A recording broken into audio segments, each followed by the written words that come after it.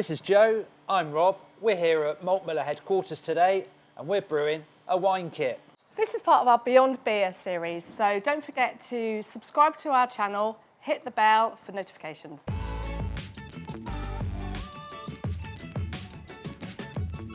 Rob, we're going to make some wine today. Talk to us about how we're going to make the wine. Okay, the nice thing about making wine is it's really simple, and if you've got the kit to brew beer from a beer kit, you've also got the kit to brew a wine. So that's a really good way to start. A lot of our customers are brewing beer, but they don't realise that they can also brew really good wine, and that's possible using one of the wine kits that we sell. Okay, so is this red wine, white wine, rosé? Actually, anything you like. So we do fruit wines, red wines, rosé, white, and we do them at various different qualities as well. So if you want something that's super quick, just be ready in a couple of weeks, you can do that. The one that we're going to do today actually is a higher quality wine kit. It uses more concentrated grape juice, but it takes a lot longer. Obviously, it's the same as a beer kit. We'd sell beer kits that say that they're going to be ready in a week. Yes, you might be able to produce wine in a week. However, the really good wines are going to take 4 to 6 to 8 weeks before they're drinking really well. Rob, we've got the ingredients for the kit here in front of us. What are we going to be making today? Okay, so we're doing a Chilean Malbec.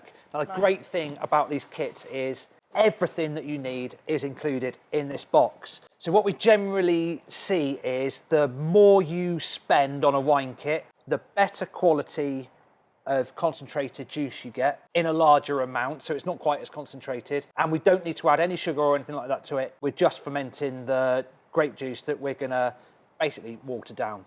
The kits come with absolutely everything that you need, and if you're familiar with making a beer kit, there's a few bits and pieces in here that are sachets in here that you won't be familiar with the names, but they're basically types of finings. Okay. So we've got types of finings and yeast to complete the kit.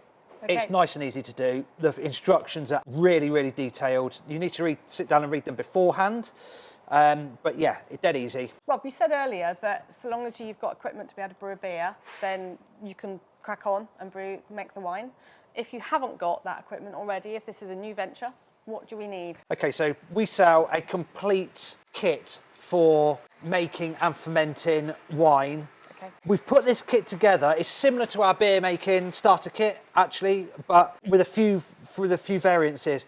We've not skimped on anything that you might need to make it a little bit cheaper. We're providing you with the correct products so that you will be able to make the best of the wine kit that you possibly can. We've got 2 fermenters. It means that we can do primary ferment in one, and then we can rack off into a second fermenter that we will be able to clear and bottle from, and we've included a bottling stick as well, so it makes it really easy for firstly fermenting, racking it off into the second, and then bottling from that second fermenter nice and easily. So if I'm going to bottle my red wine or my white wine, bottles, do they come with a kit? Do you use your own, or can we buy them? Yes, we can provide wine bottles. They're not included in the kit, and we don't include them in because what's more easily recycled than a wine bottle? We drink wine at home. Especially with screw tops. Yeah. Buy the bottles in, and you would just keep the bottles. It can just be rinsed out, sanitised, and then ready for your wine. Rob, we've got some equipment on here that looks a little bit different to some of our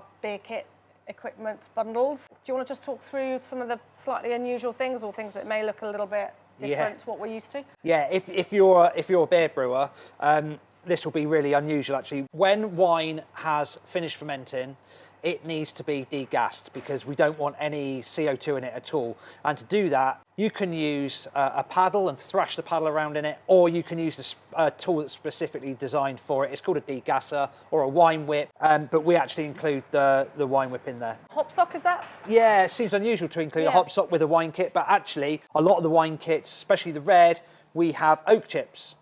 So we want to be able to add the oak chips to the wine without them blocking up taps and bottling sticks and everything else. So we put the oak chips into a hop sock, put the hop sock into the wine, nice and clean, job's done. Just take it out at the end. Exactly that. Okay. Yeah. First steps in beer making is we always sanitise the equipment. I guess we're doing the same for today with the red wine. Yeah, exactly the same. So everything has to be spotlessly clean and sanitised before use. So included in the kit is sodium bicarbonate. Now that is a cleaner, so we use that to clean everything down beforehand, and also Chemsan, which is a no rinse sanitizer. So actually we need to spray absolutely everything so it's all coated. It doesn't need rinsing off or anything. That is it done, ready for us to proceed. So with the wine kits, actually follow the instructions. I know we're all guilty of actually just, oh yeah, we know how to do that, putting them to one side. But actually with the wine kit, to get the best out of it, we do actually need to follow the instructions. There are a few really important steps. This first one, we're adding 2 litres of hot water to the fermenter, and then we're going to add bentonite. Now bentonite is a form of clay. It's actually a type of fining agent, and it goes on the same lines as all of the other type of fining agents, which is it makes smaller particles stick to other small particles, making them larger, basically so they fall to the bottom. Okay. So that first stage, mixing 2 litres of water with the sachet of bentonite. And can we expect this bentonite to fully dissolve and go clear, or well, what? The instructions say not, actually. So no, it says it won't fully dissolve. Okay. So let's just crack on with it. Next steps are add the grape juice. Yeah. I know, you would think, right, so this is the most expensive bit of the kit, all right, because this is our grape juice, and as you can see, it's a wobbly boy, and it weighs 4 kilos, and it's in a bag, and it's all a little bit awkward. It comes with a screw cap, but I've got to try and get that in there, and actually I think we're going to be much better off leaving it in the box rather than taking it out, and we'll dispense it from the box into there. Right, Rob, let's get the juice in. No worries, take the lid off first. Nice, and actually for the last bit we can take it out of the box. Yeah, well the instructions do actually say to take it out of the box, fill the bladder up with water again and pour it in so we get all the goodness that's actually inside the bladder. Okay, so you've added the juice and we have rinsed out the bag. Now we need to top up the fermenter to 23 litres with good quality cold water. Absolutely, here we go. So we've got our juice in. Yep. We've topped up to 23 litres, and we have got oak chips with this kit. We have. So we're going to use the hop sock. So we've sanitised the container that the hop sock sat in. Yeah. We've sanitised the hop sock. We're going to open up the sachet of oak chips. We're going to put them into the hop sock. Yeah. Right, we'll tie a knot in the top there. It's okay if a few of them come out. All right, and then we're just going to pop this in there. As soon as the oak soaks up some of the liquid, that will sink down. It's going to drop to the bottom. Yep. Right, Rob, so we've added the oak chips. We've given it a good stir. Yep. They're going to gradually sink in time as they soak up the liquid. Yep. We've also taken a gravity reading so that we can calculate at the end how strong the wine's going to be. Excellent. So next job is the yeast. Simply just add the yeast. So we're just going to cut the top off the sachet, just sprinkle the yeast in. Do we stir or do we just sprinkle? No need to stir. Put the lid back on. Lid, does that go on loose or does it go on nice and tight? No, it needs to go on nice and tight. We've got an airlock in here so the CO2 can come out. Right. But we do need to top this up with no rinse sanitizer. Right. What does that do? It just creates an airlock so that no nasties can get in, but the CO2 can escape. Yeah, but you've got something that's clean that you put in. That's it. So it's just about half full. Job's done. So once the wine is fermented and we've looked at the instructions and it tells us what the gravity should be to move on to the next stage, this is where things vary slightly from making a beer kit, and it's why it's important to read the instructions. It's really no different than if you're used to dry hopping a beer and moving it from primary fermentation into secondary fermentation. Basically, there's a few different sachets that we need to add during the process, and we need to move the wine from its original fermenter into a secondary fermenter. It's all to do with getting it as clear as possible throughout the stages, and also knocking out all of the carbon dioxide that is built up in the wine whilst it's been fermenting. So let's jump forward. And actually, we brewed one of these kits a little while back. We did.